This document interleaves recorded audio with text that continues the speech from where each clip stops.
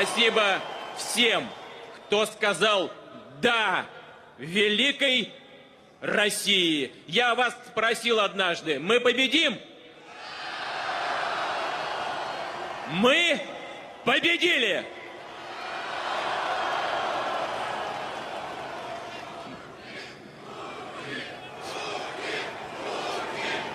Мы победили в открытой и честной борьбе. Но это были не только выборы президента России. Это был очень важный тест для всех нас, для всего нашего народа. Мы показали, что нам действительно никто ничего не может навязать. Никто и ничего. Мы показали, что наши люди действительно в состоянии легко отличить желание к новизне, к обновлению от политических провокаций, которые ставят перед собой только одну цель – развалить российскую государственность и узурпировать власть. Мы победили сегодня, и благодаря подавляющей поддержке подавляющего большинства наших избирателей одержали чистую победу. Мы будем работать честно и напряженно.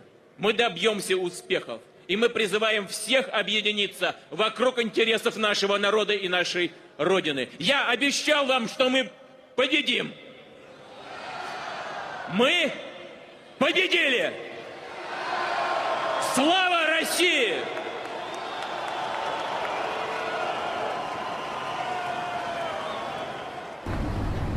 Russia, Syria, and Akhir Zaman. This Free Syria army fighter says, in the name of God the Merciful, we've managed to surround Manach for 2 months, and today we downed a helicopter with a rocket. We'll continue to impose a no-fly zone over the airbase until we take control of it. The Syrian Observatory for Human Rights, an NGO which aims to report casualties on both sides of the conflict, says at least 13 rebels and 5 regime fighters have died in escalating violence in the Aleppo area since Sunday.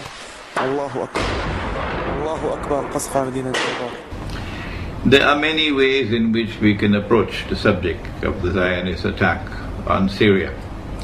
In my last lecture, I attempted to examine the validity of the view that a jihad is being waged in Syria. And I used the verses of the Quran to establish that you cannot wage a jihad with assistance from the enemies of Islam, with assistance from those from whom you are prohibited by the Quran from accepting assistance. I used Surah Al-Ma'idah, verse number 51, to point out that the Judeo-Christian alliance, which today is the Zionist Judeo-Christian alliance, which has NATO as its military arm, and Saudi Arabia and Qatar and Libya and Turkey as able and willing and enthusiastic members of that supporting and that NATO alliance, clients of the Zionist Judeo-Christian alliance, are actively supporting and funding and training people who are going into Syria to wage that so-called jihad. You should not be angry with me.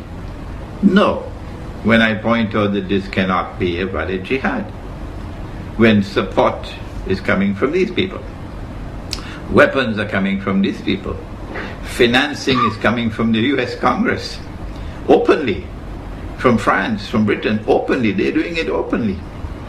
And if you accept that support and that help and those weapons and so on, you cannot be waging a valid jihad. Don't be angry with me, this is facts. These are facts that I'm mentioning. The United States has decided that given the stakes, the President will now extend food and medical supplies to the opposition, including to the Syrian opposition's Supreme Military Council. So there will be direct assistance to them, though non-lethal. But then there are those who say we are not at all in any way connected with these Zionists, Saudi Zionists and Qatar Zionists and Libyan Zionists and Turkey's NATO ally, Turkey the NATO ally. We do not accept weapons from them. We do not accept money from them. We do not accept any help from them. Well, I want to suggest to you that a valid jihad cannot be waged alongside an invalid jihad being waged actually by the enemies of Islam. That's not possible. No thinking Muslim will attempt to wage a valid jihad alongside an invalid jihad. What will happen is that as soon as those who have the upper hand in power, and the Quran tells us it's Gog and Magog, they're the ones who control power in the world today. This is my eschatology. If you differ with me and you hold to the view that Gog and Magog have not been released and they're not the ones who control power in the world today, then could you kindly do something? And I'm speaking respectfully, not in any way derogatorily. Would you kindly at least show some integrity by going and searching for the barrier built by Zulkarnain, which is built of iron and blocks of iron coated with copper, and which should still be standing somewhere in the world today, high up in the sky, between mountains, if Gog and Magog have not been released? Don't come with this frivolous nonsense. And I make no excuse for that language. That the barrier somewhere underneath the earth, that's Disneyland. Eschatology. So a valid jihad cannot be waged alongside an invalid jihad.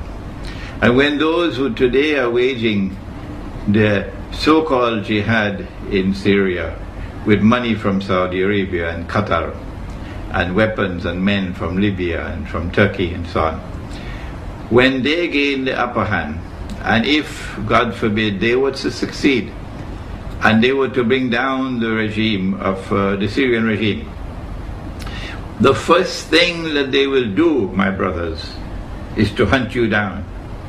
Those of you who are sincerely struggling to struggle in the way of Allah without in any way being associated with the enemies of Islam, you're going to be hunted down like rabbits. And they will ensure that you are either eliminated or driven out. So before that day should happen, you should understand from an eschatological viewpoint and a theological viewpoint that not only do you not wage a valid jihad alongside an invalid jihad, but secondly, there is no way that those who are the people of Gog and Magog will not overcome those who are opposed to them in the long run until Nabi Isa alayhi salam returns and they are destroyed.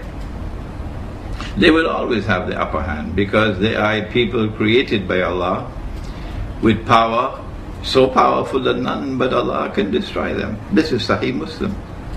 And so for your own sake I urge you not to seek to wage any valid jihad alongside any invalid jihad anywhere on the face of the earth.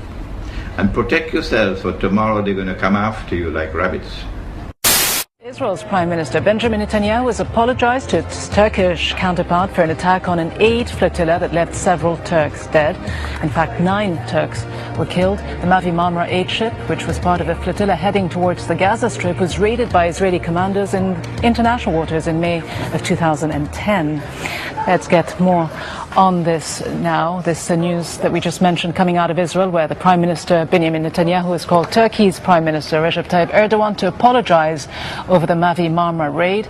Anita McNaught is with us on the phone.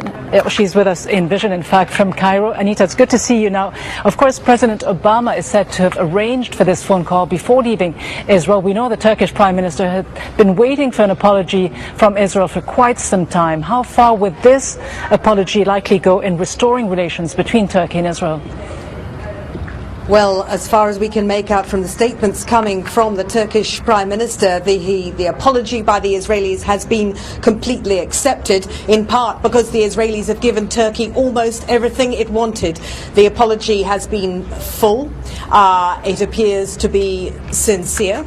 It talks about operational errors, which is what Turkey always said had happened, and it offers compensation to the families. About the only Turkish condition that the Israelis don't seem to have met at this point is a lifting of the siege of Gaza, the sea siege of Gaza that the Mavi Marmara, as part of that flotilla, went to try and break. But this is an extraordinary event and a completely unexpected one. Although if you look at the kind of trip that President Obama has been making in the region, you would see why he wanted to break this deadlock. This has been an enormously damaging schism between these two countries. Both countries have paid a price for it. And to have this resolved in this way is unexpected, but won't be unwelcome on either side. Israel wants to rule the world. And the recent Israeli apology to Turkey sends a message, which I mentioned in my last lecture, that they are now ready to provoke what will eventually become the Third World War, or what will eventually become what Nabi Muhammad ﷺ described as the Malhama. There will be Malahim ending with the Malhama al-Kubra. I said that it is likely to be a Turkish attack on Syria. NATO therefore attacking Syria because Turkey is a NATO member. And what they're doing is actually baiting Russia. There are other aspects to the analysis. They have wanted to install a militantly Islamic regime in Syria, a Salafi regime in Syria that would spit blood and fire against Israel in such a way that Israel can use CNN and Al Jazeera to portray to the world that Israel is now in mortal danger, and therefore causes bellum, a justification for waging the big wars against the Arabs that have been pre-planned. But you know about this analysis of mine. I made this analysis in Sydney, how long was it, 2000? So they have finessed this methodology of how to bring the masses out onto the streets. And this is what is about to occur. As the masses go out onto the streets, the ones who are going to be targeted are the pro-American regimes in the Arab world. The objective?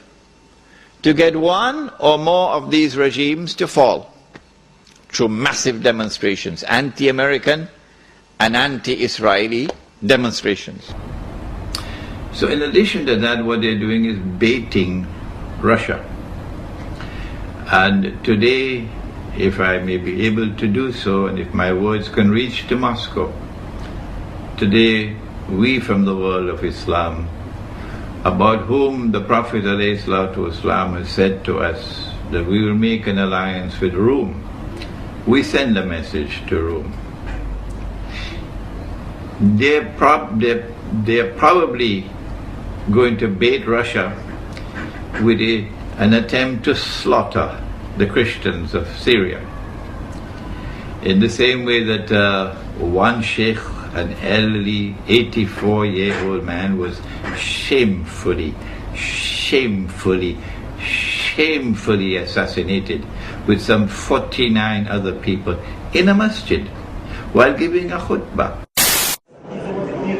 It was here, inside the Imam Mosque in the heart of Damascus, that a suicide bomber blew himself up, killing Sheikh Muhammad Saeed al-Bouti, thought to be in his 80s. At least a dozen worshippers also died in the early hours of Thursday evening. Sheikh Bouti was a prominent Sunni cleric and a staunch supporter of President Bashar al-Assad. He was a highly regarded religious figure in the region. He was a prolific author and had a huge following, especially amongst Damascus and Aleppo Sunni communities. He was considered an ally of the Assad family rather than someone paying lip service. And because he was Sunni, his support of the Alawite Syrian leaders, current President Bashar al-Assad, and before him his father, Hafiz al-Assad, was considered crucial. Historically, Bouti was a strong opponent of the Muslim Brotherhood movement, seen as a threat to Assad's rule. When the Syrian revolt began, Bouti became a strong vocal critic of the armed rebels. Less than a month ago, he called on young Syrians to join the government armed forces to defend their country. Shamefully on you, shamefully.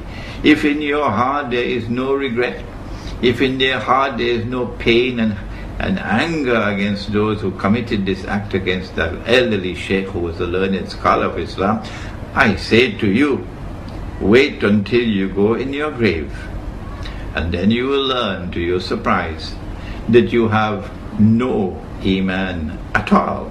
None. Not even the weakest of all. Because if you had even the weakest amount of Iman, you would detest it in your heart. And so, attacks on the Christians of Syria can be expected. Who are these Christians? We know that there are two kinds of Christians in the world. There was Rome, and when Allah sent down the verse of the Quran, Ghulibatir Rome, He was referring to Constantinople, to the Byzantine Eastern Christian Empire. But then, I think it may have been about 100 years or so after the Quran came down, that there was a split, a schism, and part of that empire, part of that Christian world broke away and went and formed their headquarters in the Italian city of Rome, from where Rome had emerged in the first place to move to Constantinople. And then came the Roman Catholic Church. And so you have Western Christians and Eastern Christians. It is the Eastern Christians that Allah is referring to, the ones who remain in Constantinople, when he spoke about Rome. And Nabi Muhammad ﷺ said that we will make an alliance with Rome. These are the people, and I know that our Turkish brothers and sisters are becoming increasingly angry with me when I point out that the Ottoman Empire was consistently at war with Rome, particularly with Russia. You have to prove to me that in every instance that the Ottomans took up arms against Rome, they were doing so in a manner which conformed with the Sharia of Islam, which prohibits offensive warfare, prohibits aggression, prohibits the use of jihad to expand a territory. Not at all, not in Islam. We never fight except in response to aggression or to remove oppression. We never fight unless it be in response to aggression or to remove oppression. And there's a methodology for the removal of oppression, but we don't have the time to discuss that today. And so Rome is Russia today. And we're going to make an alliance with Rome, said the Prophet ﷺ. Yes, I know that the hadith goes on to say many other things, but it does say, you cannot deny it, that we are going to make an alliance with Rome, and Rome is Russia. If Rome is not Russia, hatu burhanakum. Come on, bring your proofs. And let us argue the question in a very civilized way, in a scholarly way. Rome is in the Quran, and therefore it is from the Quran that we must first derive our definition of Rome. And Rome in the Quran is Constantinople, and Constantinople has moved to Russia. If we are to form an alliance with Rome, then it is with the Eastern European Christians that we're talking about. And the Christians in Syria belong to Rome, not to the Roman Catholic Church. Most of them belong to Rome. There may be some who have their alliance with the Roman Catholic Church, but they are, I believe, in a minority. And so if these Christians are attacked and slaughtered in Syria, it will provoke a response from Russia. This can be one of the ways, one of the sinister and shameful ways that Russia can be baited. The other way, of course, is for a full-scale launch, a full-scale Turkish attack launched on Syria. And then when Turkey launches her attack on Syria because Syria and Iran have a defense treaty. Iran will now be also part of the war. Iran will attack Turkey. And it will only be a matter of time, I believe, will Russia will be drawn into the war. And so today, we want to send a message from Islamic eschatology to Russia, and to remind Russia that the Bolshevik revolution did not happen by accident. No. It was part and parcel of a diabolical planning that was meant to stab Russia in the back, and you know what I'm talking about. On the eve of the First World War, they planned for you. From the front door, Britain and France reached out to Russia for an alliance. Britain and France had already made an alliance. And then when they convinced Russia to join the alliance, it became the Triple Alliance. Or was it called the Triple Entente, I believe. After the assassination of Archduke Franz Ferdinand, Austria-Hungary declared war on Serbia in an effort to exert control over the Balkans. What was supposed to be a short and limited war between two countries having a dispute quickly escalated into a conflict few could have expected. At this time, Serbia enjoyed an alliance with powerful Russia. Because of this, the Austro-Hungarian government looked to their German ally for support in the case that Russia should become involved. Sure enough, after mobilizing its army in defense of Serbia, Germany declared war on Russia on August 1, 1914. However, as well as a fight with Russia, Germany and Austria-Hungary were also up against the rest of the Triple Entente. The Triple Entente was the name given to the alliance between France, the United Kingdom, and Russia. By August 4, 1914, all three countries of the Triple Entente had declared war on Germany, and by extension were also at war with Austria-Hungary. When the United Kingdom entered the war, her colonies and dominions all became involved to different degrees. This brought Australia, Canada, India, New Zealand, and South Africa into the fray. Also based on its military agreement with Britain, Japan joined the conflict on August 23, 1914. At first, Italy declared a policy of neutrality despite their connections to both Germany and Austria-Hungary by treaty. Italy claimed that because the actions of its allies were offensive, it did not have to respect obligations to either. Instead, the country joined the Triple Entente in war against Germany and Austria-Hungary the following year. But part and parcel eventually of that which was used to bait Russia, to lure Russia into the alliance, was the perception of the Ottoman Empire being on its last legs.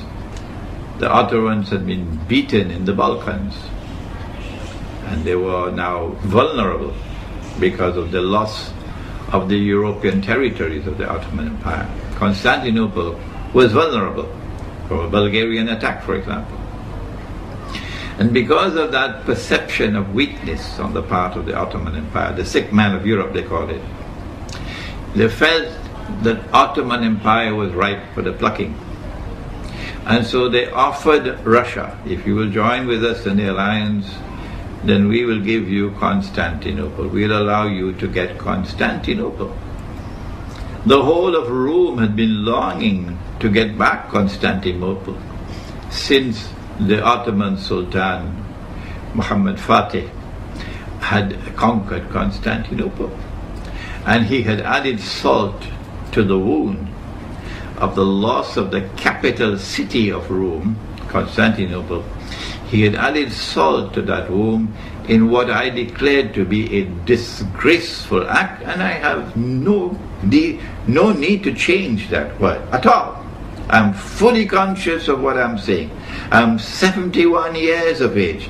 I have spent my life in the study of Quran and the Hadith, in the pursuit of Islamic knowledge. And so I have some credentials to speak.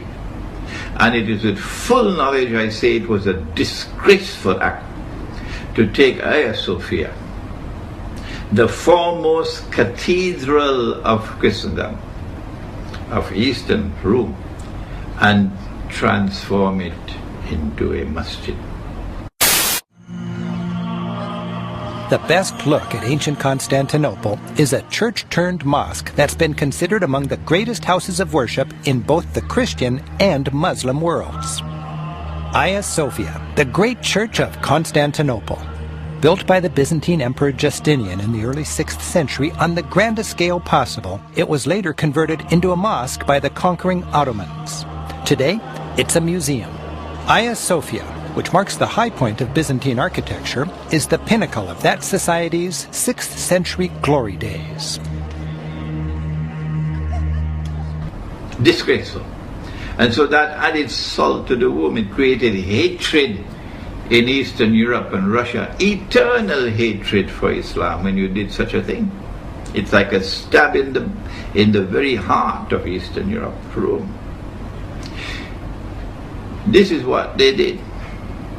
And so when Russia was offered Constantinople by Britain and France on the eve of the First World War, the Russians were very pleased to accept that offer. And then the First World War commenced on cue, as though it was pre-planned. In fact, it was pre-planned.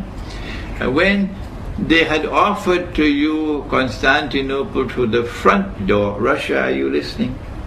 Guess what they did through the back door? These people who are duplicitous in their conduct, who are deceptive, who speak with forked tongues. And Russia, remember, that Israel has a PhD in deception. And Israel is going to act in precisely the same way that Britain and France acted. What they did was to attack Russia from the back door when the Russian troops were very close to Constantinople. The reason for the change of heart was 1915's secret Treaty of London, which promised Italy significant territorial gains at Austria-Hungary's expense after the war had finished. The Ottoman Empire was pulled into the conflict after harboring German ships that went on to attack a Russian port. And then, in order to prevent Russia from taking Constantinople, which they had offered you through the front door, what they did was to plan and to execute the Bolshevik Revolution the way that they planned and executed 9/11. There is research to be done, but I guess the Russians already know what I'm talking about. Eastern Europe knows already what I'm talking about. The connection, for example, between Wall Street and the Bolshevik Revolution. The connection, for example, between the Americans and the Siberian Railway to ensure that the Russian regime would not have the use of the Siberian Railway, and that the Bolsheviks would be able to use the railway to bring in troops and men. Well, I'd like to get a little bit into the background of the financing of Bolshevism, because I think this is vitally important. And we can go back to the period after the Second Revolution, which was in October and November of 1917. The initial financing of Lenin's movement, how did it tie into the American corporations? Was there any American involvement in that period between 1917 and 1918 when Bolshevism was just beginning to get a foothold in Russia? Yes, there were several incidents. The most important is one involving Colonel William Boyce Thompson, who was the largest shareholder in the Chase Bank, which of course today is Chase Manhattan Bank. And I published in one of my books a copy of a cablegram which transferred funds from New York to Petrograd in December 1917, $1 million to be precise. And Colonel Thompson made the statement later that this $1 million was given to the Bolsheviks to consolidate. They had just begun to take over Russia. They only controlled Moscow and Petrograd at that time to aid the control that the Bolsheviks were extending in Russia. This is a very clear case. $1 million, American funds transferred through an American Wall Street intermediary to the Bolsheviks. And didn't you publish that document here in Wall Street and the Rise of Bolshevism? I published two statements. One is a copy of the cablegram, and the other is a copy of the news clip of the statement made by Colonel Thompson at that time that he had made this contribution. Now, why would an American capitalist, an American financier, help to aid Bolshevism? The only answer, and of course this puzzled me for years, you know, why? Because we understand there to be an opposition. And the only answer I can come to is one of captive markets. The United States did not want another United States in the world. And of course, if you look at the world map, Russia is 2 or 3 times larger than the United States. Imagine this as another United States, as another competitor to the United States. What the United States wanted, or Wall Street wanted, was a captive market. And of course, socialism is a captive market because my earlier studies at Stanford University had brought out the fact that a socialist system cannot innovate. It's got to import innovation and technology from the West. And so I think the aim behind this was to encourage the development of Marxism and other types of socialism, because this would give these Wall Street bankers control of a world market, a captive market. So the Bolshevik Revolution took place at the time when it did, I believe in October 1917, in order to prevent Russia, Rome, from getting Constantinople. This was their duplicitous conduct. This was the double standards. This was the forked tongue. And Russia, you should beware now, because we are on the verge of another world war. And they would attempt to deceive you one more time. I believe the heart of the deception this time will not be France, will not be England, will not be the United States. It will be Israel.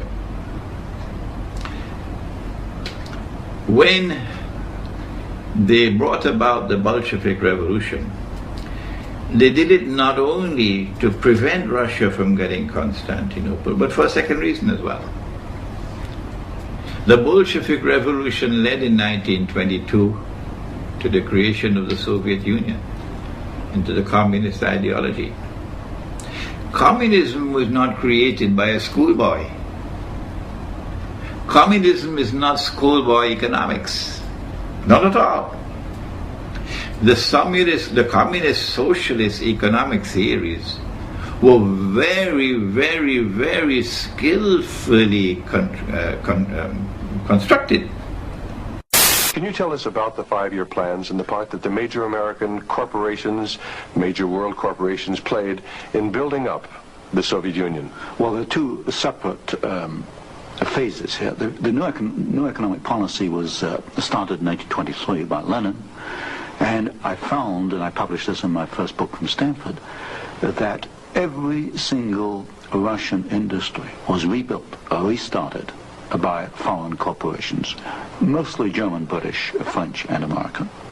By 1928, Russia was back to approximately its 1913 industrial output. And at that point, she began to think of these grandiose 5-year plans. And in 1928, Gosplan, which is the Russian government planning commission, actually designed an initial 5-year plan, but this was thrown out, it was inadequate, and American corporations were brought into Russia. And the first 5-year plan and the second 5-year plan were actually designed in the United States by American corporations.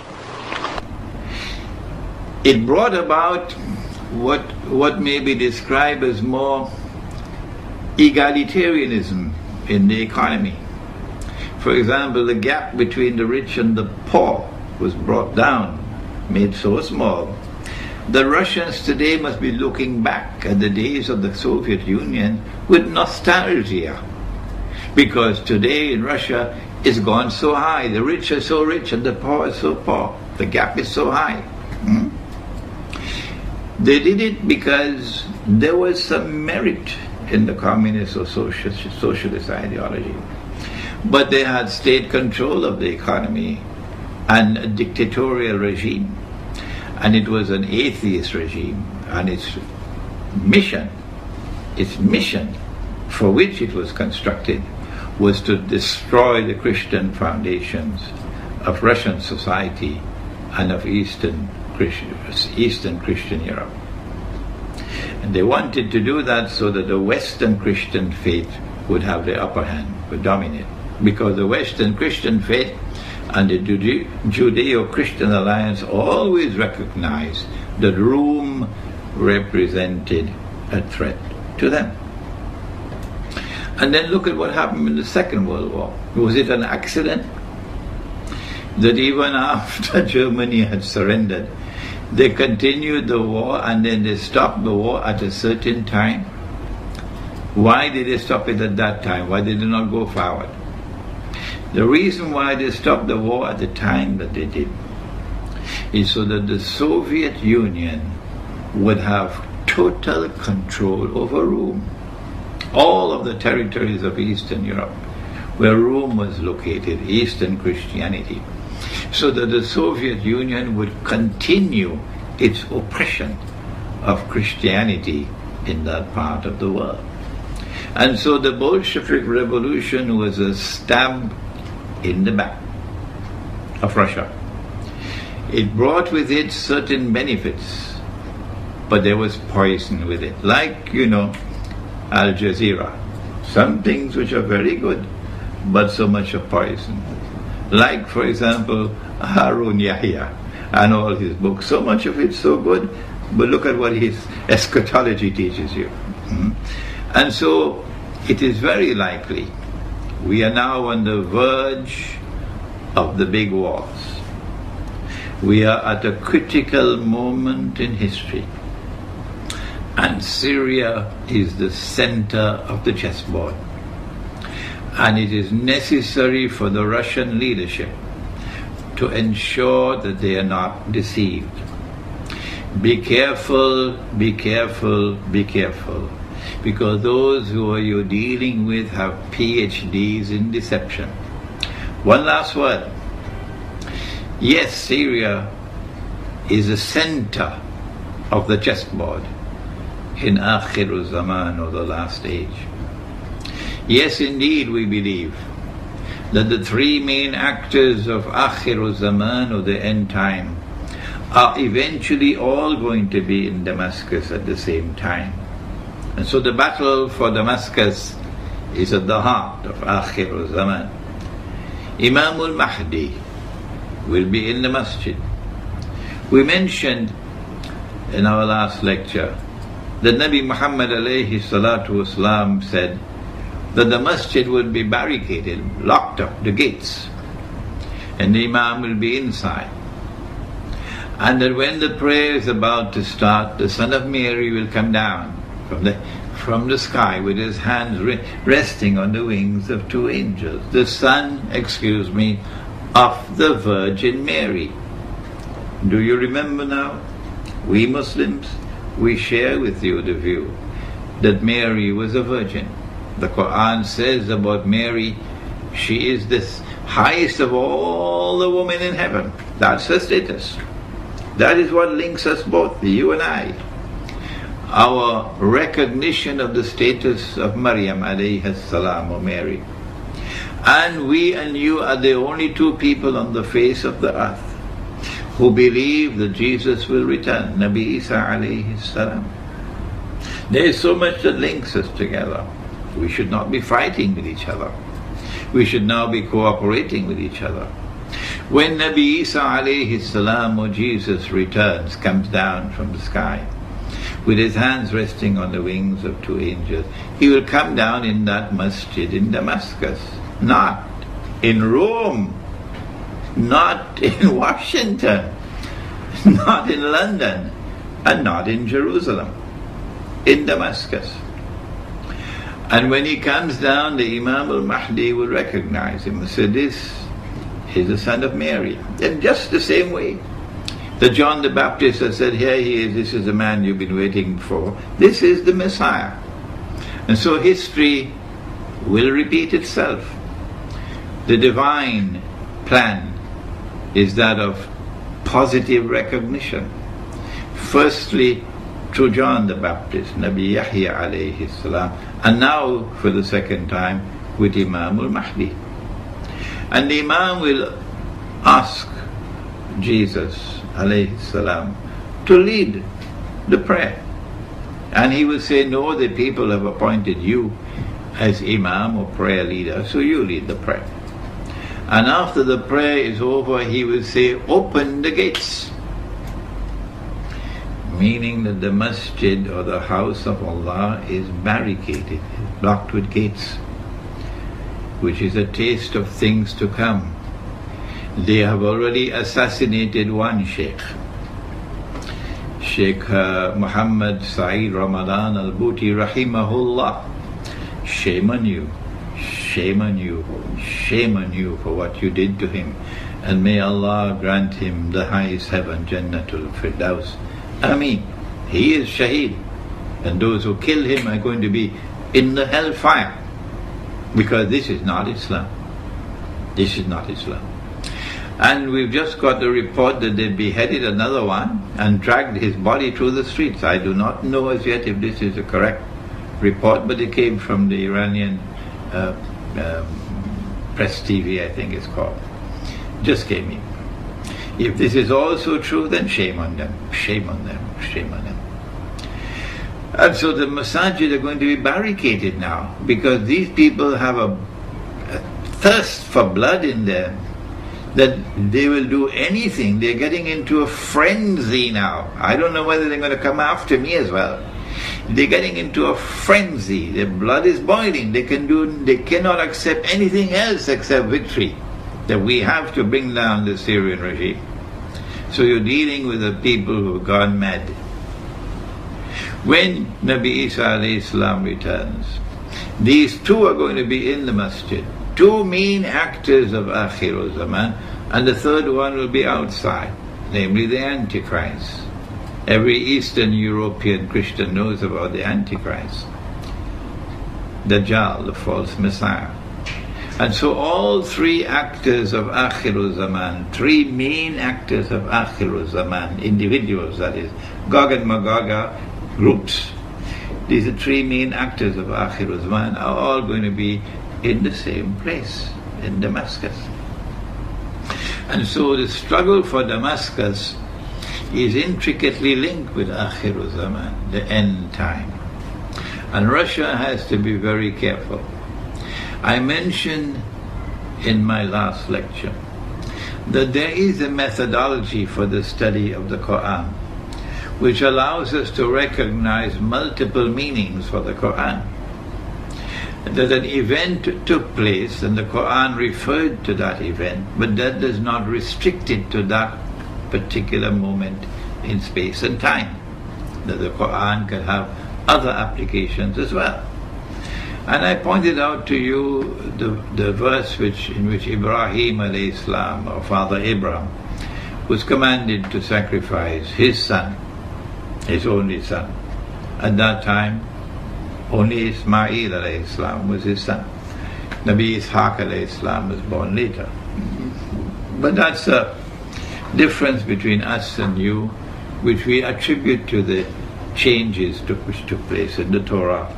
I have a book entitled The Religion of Abraham and the State of Israel, a view from the Quran, in which I have offered a Quranic explanation of these problems that exist between us. It is at that time when Nabi Isa alayhi salam returns and the attack takes place, that we will see forces unleashed which will take us to the end time. Russia has to be very careful, because if an attack takes place on Syria and Russia is lured into the war, our understanding of the Quran is that the verse of the Quran which is located in Surah Al-Rum, or the surah which is named after the Eastern Orthodox Christians, which begins with the verse Ghulibatir Rum, Rome has been defeated, but then goes on to say وَهُمْ مِنْ بَعْدِ غَلَبِهِمْ سَيَغْلِبُونَ. I mentioned in my last lecture that this actually took place at that time while the Prophet Muhammad ﷺ was alive.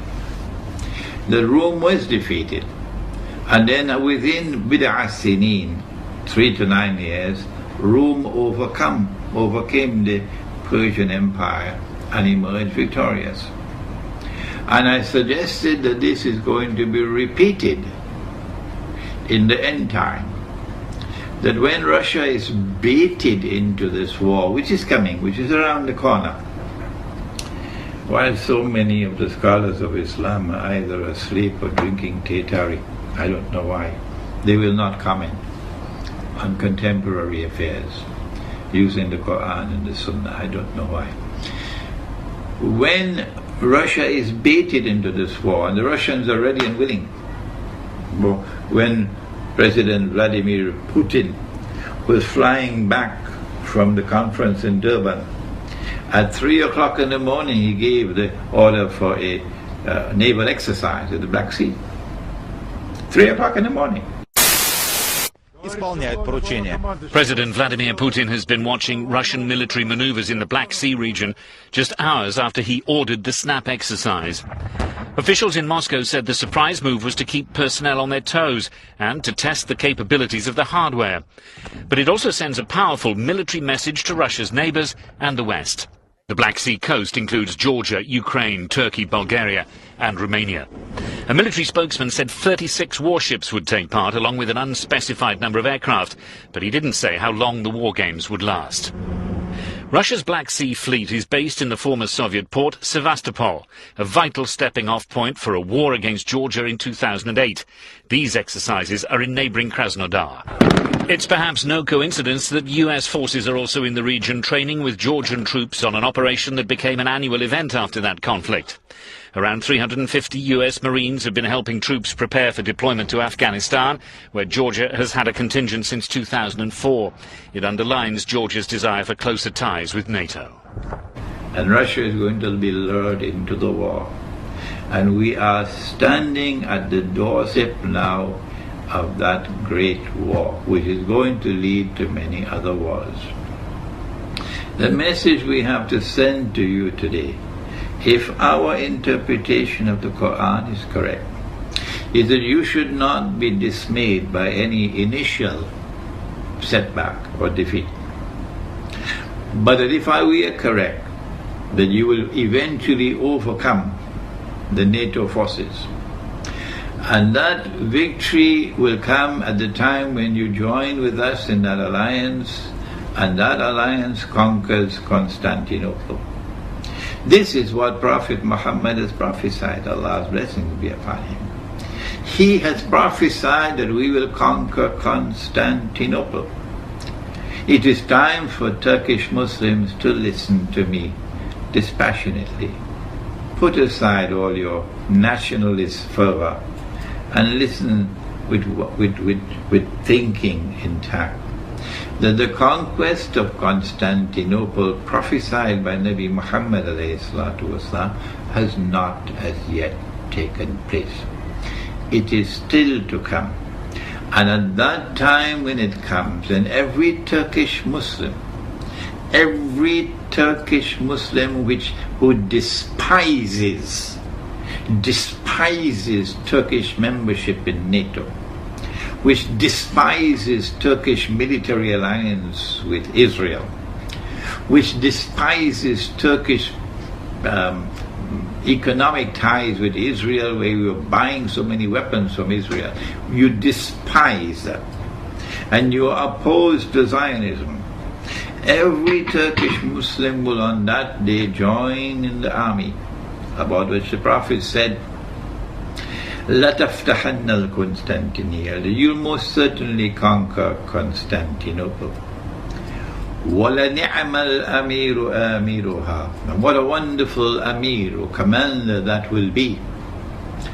وَلَنِعْمَ الْجَيْشُ ذَلِكَ الْجَيْشُ, and what a wonderful army that would be, of which he will be the commander, which will conquer Constantinople. Not only would the Turkish Muslims be members of that armed force which will conquer Constantinople, those Turkish Muslims which despise NATO, but the whole world of Kurd, the Kurdish people who have been oppressed, those Kurds who have been oppressed, and who still, like Salahuddin Ayyubi, have the love of Islam in their hearts. All of them are going to be part of that army, and we'll jointly struggle to liberate Constantinople. The liberation of Constantinople is part and parcel of the grand scenario which will witness Rome being victorious over its enemies. And the victory of Rome spells the end of Israel. And so we end our talk on Syria, Russia and Akhir Zaman, pointing out that this is not the whole story, but we'll reveal it or we'll analyze it bit by bit in the days and months, weeks ahead, inshallah.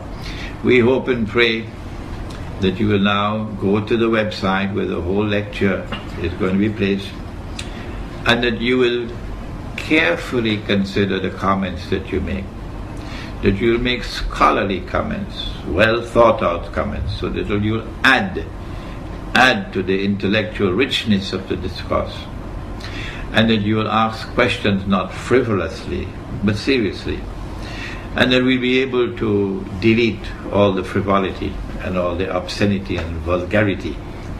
وَنَعُوذُ بِاللَّهِ مِنْهُ.